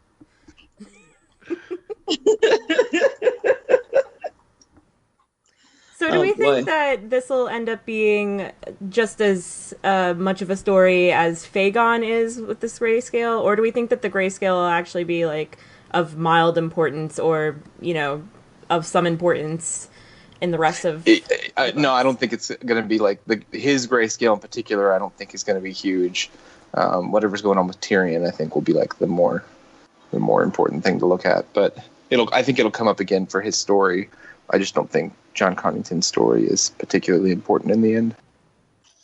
Aegon will have a tearful goodbye with him and tell him to go find a cure. And then a few pages later, Come back to me. Come back to me when you've cured the thing that no one's ever cured before. Damn. After a short training montage, it'll be cured. There will be shit involved. Oh God. Oh boy. But yeah, no, I don't think it'll matter in a grander scale. I think it's just more of a personal note for his story and that he's running out of time. But I don't, you know, I've never thought there's going to be a crazy grayscale plague. However, it might come up in other scenarios, you know, with whatever the hell the wildlings are so afraid of or something. So we'll see. Yeah, I just think this is Martin preparing to kill off a character he knows he's not going to need later. Right. Yeah, it's telling us, like, don't worry, guys. Like, you know, I'm adding in this character, but he's not going to be around for long. Yeah. This guy's not that important. Yeah. And what I a would waste. like to see him die in battle, though. You know, doing something cool and not just wasting away. Yeah. I feel like that's kind of more where the setup is for George. Is he's giving Jon a reason to just go berserker at some point, sort of a sacrifice himself because he already knows he's. Yeah, dead. exactly. I feel like that's more like George than anything else. So something we should talk about is the possibility of Targaryen relics appearing, as to whether or not what exactly Illyrio and Varys have that could lend credence to Aegon's identity. I bet they have a sweet dragon horn. What the basically, I mean, in this chapter in particular, he references the armor, and so whose armor is that? Is it Rhaegar's? Do they have Blackfire? What all can they do? Yeah, I feel like Blackfire has to show up again. We make a lot of it, and it's referenced enough in material. Yeah, I think both of them do. Yeah. I think both Blackfire and Dark Sister have to show up at some point. Yeah, I agree. I have a feeling like all the swords will show up in some way. Mm-hmm. Even except the Lannister one. Yeah. Even that one though. I feel like somebody will at least try to claim that they have it or something. Wouldn't it be great if it's it's lost somewhere in the ruins of Castamere? And they find it was it was under this fire the whole time. Tywin could have had it if he wasn't an ass. Well, I mean, Homeboy, is showing up with horns and all kinds of shit. So, yeah. Next thing you know, he'll have that too. I feel like that'll be a thing. I feel like the swords are a big thing. Yeah. Yeah, not only for symbolic reasons, but also just they're gonna reforge a new ice. Fight the others at the end. Yeah. Well, what about with Dark Sister? Who do you think will end up with that? The only person that I could think of that is north of the wall would be Mira Reed. Yeah, to come down with Dark Sister. That's my wish. Yeah, I'm hoping for Mira too. Yeah. Mainly it has to be a woman who wields it. It really does. And obviously Brienne already has one, so she doesn't need it. And the only other person would be Arya at this point. But that would take Dany a while to get. Yeah, but Dany's she's never been a warrior. Well, she's 14. I mean, let's be fair. Right, yeah, right. But has never, even started on that path of training, whereas Mira and Arya have. The dragon does have 3 heads, King. So. Yeah, and also Dany doesn't need. Yeah, Dany doesn't need a sword just because she can delegate. No, she doesn't need one, but she's a dragon. It would fit for her. Yeah. That's all I'm saying. She already has proof enough. Anybody else for this chapter? I just have a question. Do we know necessarily where Rhaegar's armor ended up, or do we think that it's in that chest? No, I mean, that's kind of the big theory that came out. They always talk about his chapter. rubies, but not the armor. Right. Yeah. So I was just thinking we could draw a parallel between this and the Brienne chapter and say, they were collecting the rubies from the battle at Quiet Isle, and now we're hopefully seeing the chest where the rest of his armor is. Yeah. And yeah, no one. It's never, his armor has never been brought up, in the books. All that was mentioned was that his body was brought back to King's Landing and cremated, but there's never any mention of what happened to his armor. Do you feel like that might be another wink wink that he's giving at her when he's telling her somebody else is running around with the Hound's helm, but that doesn't make them the Hound? Right, yeah. Someone else is running around in Rhaegar's armor. Was Rhaegar's armor just forged of regular iron, or it's not Valyrian steel? No. I don't think anyone had Valyrian steel armor. I mean, with the Aegon's armor, I feel like all 3 of these chapters reference rubies. They can just go get some fancy-ish eye rubies and replace them. So I don't think they need the exact rubies. Right. Yeah. What about they could really just redesign the armor. Yeah, because no one remember what it actually looked like. Yeah, they just need the Targaryen symbol. Oh, except for Jacon. Oh yeah, Jacon. you're right. That's Yeah, true. he would definitely know what that looked like, as he would have imagined taking it off back in the day. Hell yeah. Oh my lord. I always feel bad for him whenever he thinks about Rhaegar. It's like his long lost love straight boy. Aw. Yeah. So, I was looking this up, and I just found this other theory on A Song of Ice and Fire.westeros.org. Oh no. What did you find? Aegon the Seventh posts, apparently there is a theory that Martin Rivers is Rhaegon Targaryen, and that Jon Derry died at the Ruby Ford wearing Rhaegar's armor in his place. Oh, I know that theory. That's like I've never heard that. There's this weird theory where like Rhaegar is actually alive and he's like actually Bloodraven and Yeah, No. that wouldn't belong on the crack podcast. Yeah, I mean, all the Terrible.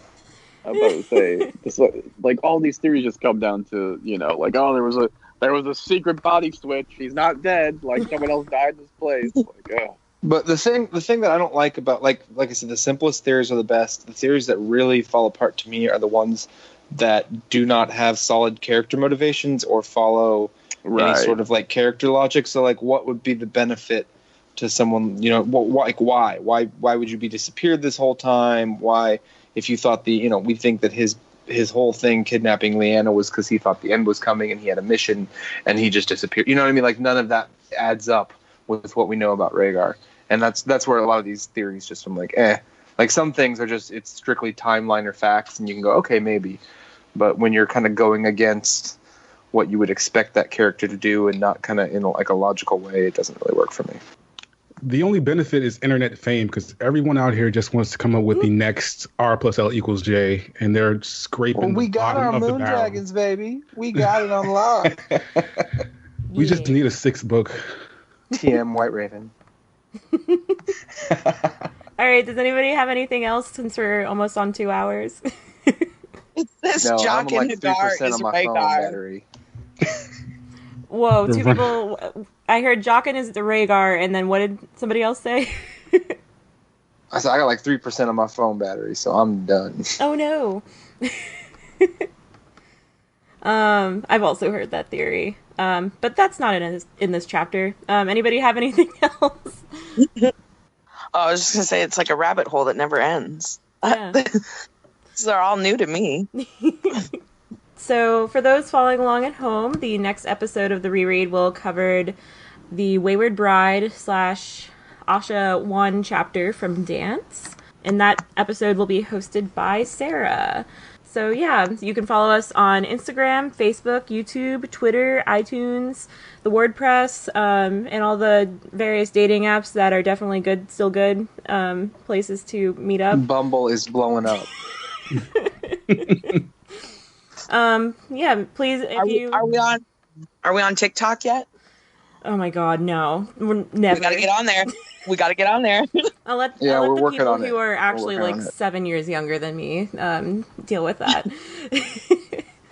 But yeah, if there's something that we said that you liked or didn't like, please tell us, or not if you are nice. And then, you can also search for the forums on Google. I forget the actual website, but just look for the Podcast of Ice and Fire forums and join the forums because, yeah, friends, say hi. Do we have any forthcoming episodes? I know that Bina, McCall, and I are recording a Volup, and that should be out pretty soon because Bina's magical with her editing powers. And that's probably actually going to be out well before this one goes out. Anybody else? There is something, but it's a secret surprise. So, Ooh, I love surprises. Anybody else? No, go ahead, James.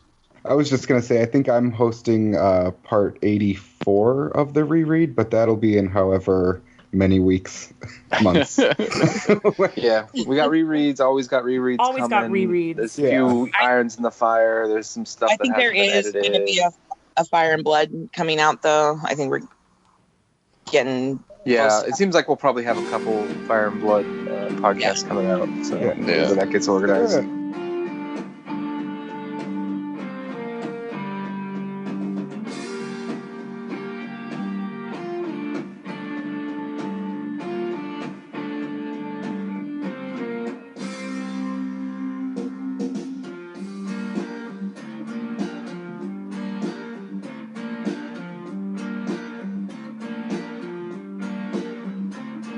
Scarlet hair and ruby lips, sparks fly from her fingertips. Shadow babies in the night, she's a red crusader for the Lord of Light. Ooh, witchy woman, shadow binder from a shy. Ooh, Melisandre, she got the fire in her eyes.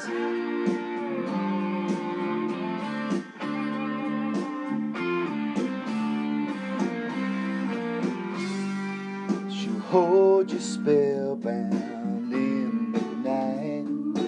Demon shadows fire bright. Enchanted ruby you just can't ignore, and she'll make you a believer in her godly lore. Ooh, witchy woman, shadow binder from a shy. Ooh, Melisandre, she got the fire in her eyes.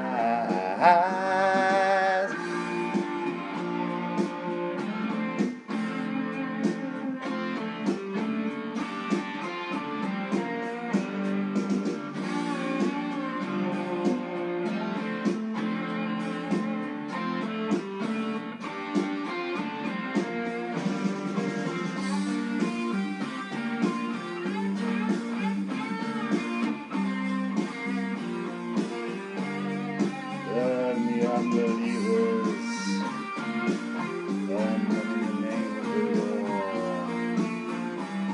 hear their screams. Ah! Ah! Ah! Ah!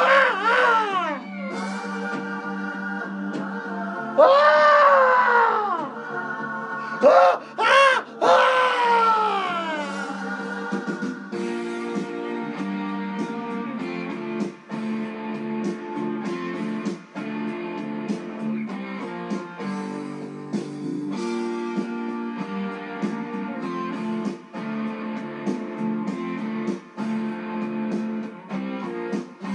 She's a red hot-blooded lover who killed her lover's brother. She's been sleeping in the royal bed.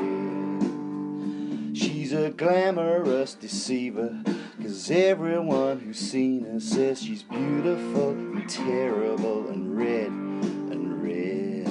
Ooh, witchy woman, shadow binder from a shy. Ooh, Melisandre, she got the fire in her eyes.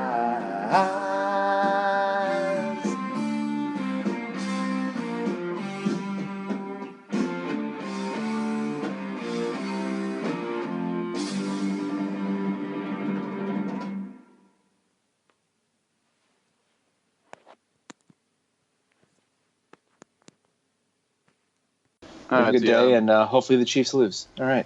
Yeah. Getting. Yeah, close. it seems like we'll probably have a couple Fire and Blood podcasts coming out. So whenever that gets organized. Is there a Hopefully. CTA going up for that anytime soon? Do you know? Good question. If you want to do We're it, you trying can... to. We're trying to pressure you're welcome people to into doing it. Yeah, it's me and Michael. You guys are like trying to get to host this thing, and I've never hosted anything before. Well, that's great. It's great. Yes, please. I have no That's free exactly time. what we want. Perfect. Yeah. Well, Scott put up the like gauging interest and then didn't write back. Yes, and then Scott, what we're the trying- hell? You should host people are it. trying to throw it on Michael, and Michael's like, "No, I'm good." But I know Ty's like super into it, so maybe we can talk him into taking the Yeah, I lead. think the issue has been just a lot of people haven't gotten through it or Yeah, even like picked it I'm up yet. only like a few. So I've only read a little bit. I'm only a page away.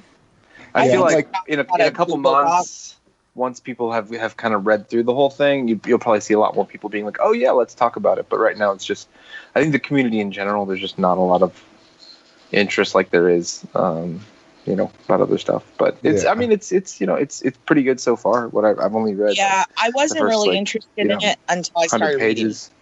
Right, yeah. I'm about like a third of the way through, and it's better than I anticipated. Yeah, It's just you're still bitter because you're like, it's not what I wanted. You're like, right. Yeah. you went out to get a steak and like they gave you fajitas and you're like, these are good, but I really was craving the steak. Yeah, Exactly. and it also just like ends too. Like it ends almost. It's not a cliffhanger, but it just kind of has a point where it stops. Where as soon as basically Aegon III comes of age, it's just like, and that's it. The book is done now. Yeah. Yeah. You have to wait for the next half in 10 years. Right. Yeah. So the next half isn't supposed to come out until after Wins, right? Or at least that's what he said. Right. This is what he To be- said. Yeah, and to he be said he honest, wouldn't be like, working on anything else until then. So yeah, and to be honest, it might not come out until after that, just because if it came out before the end of the series, there might still be stuff that he with like Summer Hall or other things that like he has to hold back on. So I almost think it wouldn't be worth to release it until after the series is done, so he doesn't have to like hold back on any key information. yeah, I doubt he does that too before a Duncan Egg explores that or something. Do you know what I mean? Like, Yeah. I feel like he's not done there either. But I think Scott's got a Google Doc going about this one. Okay.